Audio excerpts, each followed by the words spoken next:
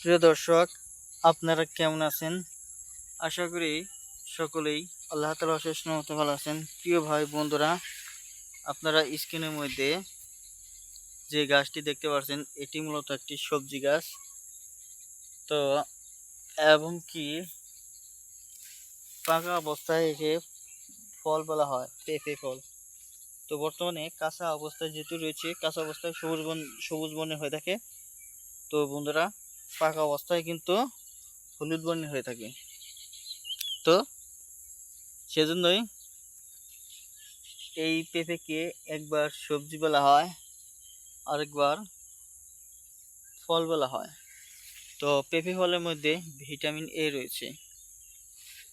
আর কাঁচা পেঁপে বন্ধুরা সরাসরি খাওয়া যায়, ভর্তা করে খাওয়া যায়, রান্না করে খাওয়া যায়, ভাজি করে খাওয়া যায়। তো কাঁচা পেঁপে বন্ধুরা সারা 12 মাসই পাওয়া যায়। পেঁপে একটি 12 মাসি সবজি। তো বন্ধুরা, বাজার থেকে আপনারা পেঁপে পেয়ে যাবেন।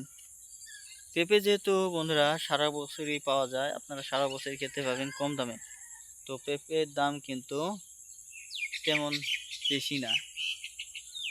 তো ভিডিওটি আপনাদের কাছে কেমন লাগলো তা অবশ্যই আপনারা কমেন্টের মাধ্যমে জানিয়ে দেবেন। ধন্যবাদ আপনাদেরকে।